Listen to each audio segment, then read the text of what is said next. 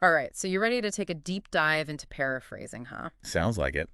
Well, get ready to level up that writing, all about putting things in your own words. The art of not plagiarizing. Exactly. And trust me, some of these techniques we're going to uncover, they're seriously mind-blowing. It's interesting because we actually paraphrase all the time, just in everyday life. Really? Think about it when you're explaining a concept to a friend, or maybe you read a news story and you're telling someone about it. You're always taking information and kind of reshaping it, making it fit the situation. Oh, yeah, that's true. I never thought about it like that. But it's different when you're writing, right? Especially when it's for like school or work, it's a bit more official. Definitely. Paraphrasing becomes a crucial skill when it comes to writing. Yeah. Not just avoiding plagiarism, but you're showing that you understand the material. Right. And you can integrate it into your own work seamlessly. So it's not just swapping out a few words here and there. No, it's way more than that. Yeah. You're basically transforming the entire text, but keeping the original meaning. Okay. Like an architect, Yeah. deconstructing and then rebuilding with different materials, but the blueprint, that stays the same. That makes sense. Yeah. But how do you actually, do it? Right. What are the actual techniques? What are the tools of the trade? So one of the most common, and really a foundation of paraphrasing, synonyms. Okay. Using synonyms. Synonyms, right. But I feel like there's more to it than that. There is, definitely. It's not as simple as just plugging in any word that kind of seems similar. Right. It has to fit the context, Yeah. the tone, the style of the writing. Uh-huh. And think about your audience, too. Right. If you're writing for, experts in a field, Yeah. you might use more technical synonyms. Oh, okay. But if it's for a general audience, you got to pick synonyms that everyone's going to understand. So that's our first tool then, synonyms. What else do we have? All right, well, another big one is changing the sentence structure. Ooh, sentence structure. Yeah. This one could be tough, but it's really effective. I feel like sentence structure always trips me up. Yeah, I can see that. Where do you even start? Well, think about it this way.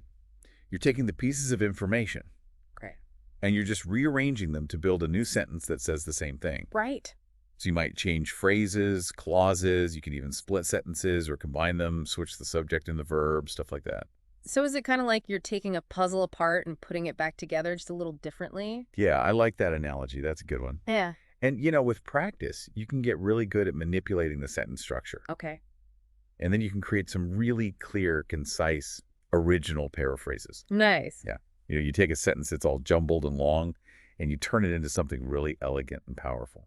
I'm starting to get, so we got synonyms and sentence structure. What else is in this paraphrasing toolkit? How about changing the parts of speech? Changing parts of speech. Okay. This one can seem intimidating, but it's all about turning nouns into verbs, verbs into adjectives, Right. expressing the same concept, but using different grammar. Can you give an example? I'm a very visual learner. Of course. So imagine you have a sentence like, the company announced its decision to expand globally.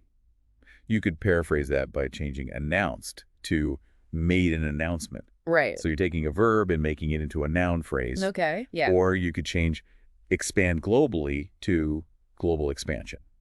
I see. So you're kind of playing around with the grammar. Exactly. To say the same thing in a fresh way. Yeah. And it shows that you really understand the nuances of language. Okay. You're not just swapping words. You're thinking about the meaning and finding different ways to express it. This is getting good. What other tricks do we have? We can also change a statement from positive to negative or the other way around. Positive to negative. Yeah, but without actually changing the meaning. Okay. I don't know if I'm following. Okay, so let's say the sentence is, the team was happy with their performance. You could rephrase that as, the team wasn't unhappy with their performance. Oh, okay. So it's a double negative. Yeah. But it's saying the same thing. Or the budget was insufficient. You could say the budget lacked the necessary funds. It's subtle. It is. But yeah, it definitely changes how it feels. So we've got synonyms, sentence structure, changing those parts of speech, positive to negative. Anything else? We can't forget about combining sentences. Oh, combining sentences. Yeah, especially helpful when you want to avoid repeating yourself. Yes, concise and impactful. That's what we want. Exactly. But how does that work, combining sentences? So imagine you have two sentences like, the company faced several challenges. And then these challenges included increased competition and rising costs. Okay. You just combine them into one. Yeah. The company faced several challenges. including increased competition and rising costs. That sounds much better, yeah. It's smoother. Yeah. But you might need to use conjunctions or different clauses or structures to make sure it flows nicely. So be creative with the grammar, but don't change the meaning. You got it. And we have one more to add to the toolkit. Okay, lay it on me. What is it? Moving parts of a sentence. Moving parts of a sentence. Yeah. How does that help? So sometimes just changing the position of a word or a phrase can change what the sentence is emphasizing or the rhythm of it. Really? I wouldn't have thought that would do that much. It can, yeah.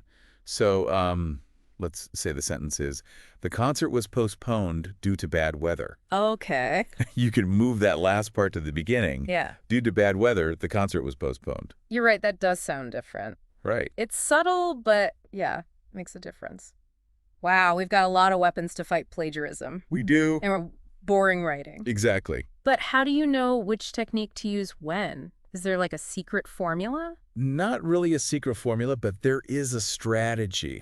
The key is to look closely at the sentence, like really analyze it, and figure out which techniques will help you get what you want. So are you trying to make the sentence simpler? Do you want to make it sound more formal? Do you want to emphasize something specific? Right, right. Once you know what you're going for, you can pick the right tool. So it's not just using the techniques randomly, it's about being thoughtful. Exactly. And you don't have to limit yourself to just one technique. Okay. Often the best paraphrases, they use a few different techniques together. Ooh, I like that. Combining them, that sounds fun. Yeah, it is. But before we get to that, can we take a step back for a second? Sure. I think we need to talk about why paraphrasing is so important in the first place. That's a really good point. We should definitely dive into that. Let's uncover the why behind this whole thing. I'm ready when you are. So why is paraphrasing so important? Well, it's more than just avoiding plagiarism. Okay. It's really key to deeper understanding, becoming a better writer overall. I've always thought about it as just making sure I wasn't stealing someone's words, but there's more to it. Yeah. So when you paraphrase, well, you're not just repeating information, you're really engaging with it, Right? processing it, making it your own. Okay. It's kind of like if you took apart a complex machine, you figure out how all the pieces work together, then you rebuild it. Oh, I see. So you're showing that you understand it, not just like on the surface. Exactly. Exactly. And when you really get it, your writing becomes way more convincing, more engaging, more impactful. Yeah. You're not just giving information. You're bringing it into your own story, adding your own perspective. So it's not just about avoiding plagiarism. It's about being a better writer. Absolutely. It gives you the power to take information from different places, connect ideas, build on what other people have said, and then, add your own voice to the mix. That's a cool way to think about it. Yeah. It's about making that information yours, Yeah. like adding it to your own personal toolbox. Okay, I'm sold. Paraphrasing is important. But let's get down to brass tacks. What are some actual tips to put all this into practice? So the first thing is to really, truly understand that original text. Right. Don't just skim it. Dive in, find the key points, figure out what the author was trying to say. Right. Highlighting stuff can be helpful, or taking some notes. So laying the foundation. Exactly. And then here's a tip that might surprise you. After you've done that, step away from the text. Wait, really? Step away? Yeah, go for a walk, get some coffee, let it all sink in. Are you telling me to procrastinate? No, not really. It's more about giving your brain a break to process everything. Okay. Then when you come back to it, it's way easier to paraphrase because you're not just looking at the words, you remember the information. It's like letting the dough rise, give it time to get all flavorful. I like that. That's a good one. And when you do sit down to write, try not looking at the original text. See if you can remember the information and write it in your own words. Okay, so read it, digest it, step away, and then write from memory. Got it. What's next? And then, this is key, compare what you wrote with the original. Make sure you got the meaning right. Right. And that you haven't accidentally plagiarized anything. It's about finding a balance between being original and accurate. So a final check to make sure it's all lined up. Exactly.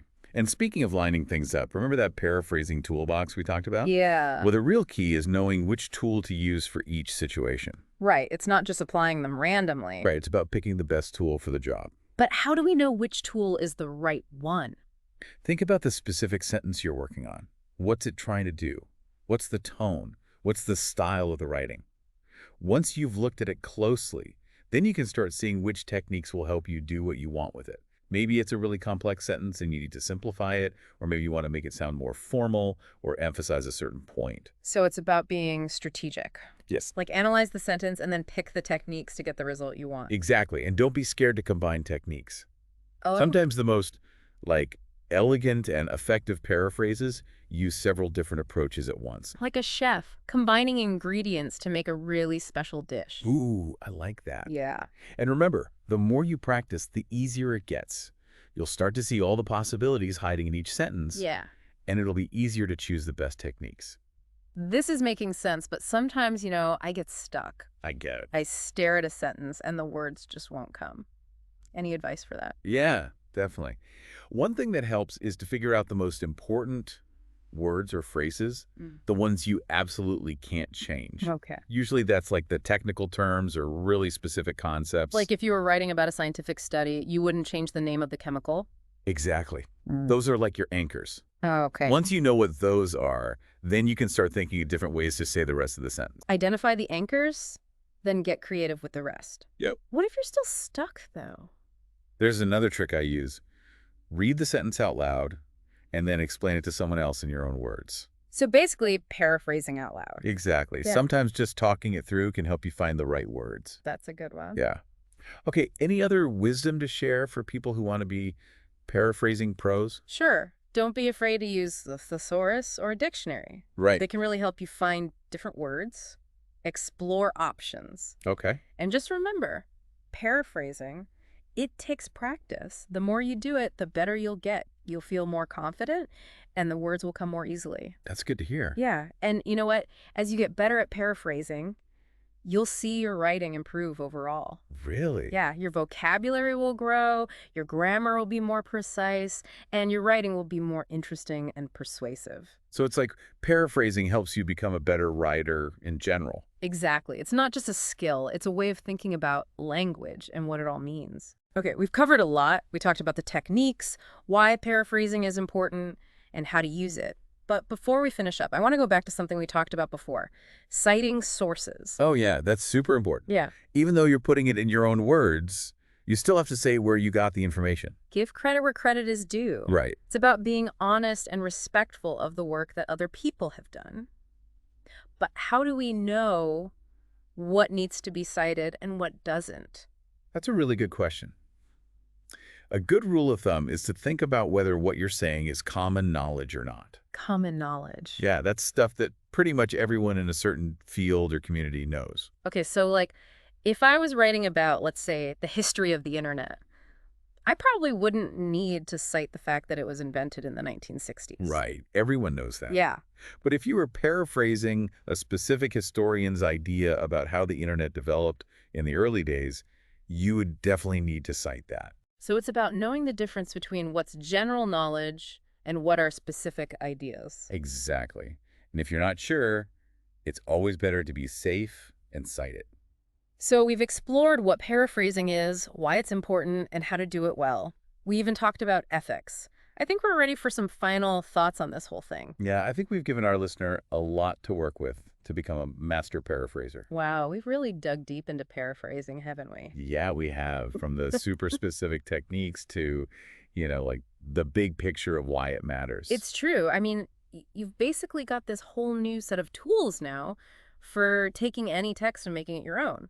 And of course, still respecting the original meaning. It's kind of like we've given you a decoder ring for language. Right. You can see how it all works now. Yeah. Like all the hidden possibilities inside every sentence. And it's not just about avoiding getting in trouble for plagiarizing. It's about becoming a better writer overall, right? Totally. It's about taking those ideas, making them part of what you're saying, and having your writing really stand out. Okay, so as you go off and start writing, here's a thought to keep in mind. How can you use these new paraphrasing skills, not just to change words around, but to change how you think about writing altogether? Yeah, how can you make it a way to think more clearly, understand things better, and really have your communication hit home? Experiment with it, have fun with it. That's the most important part.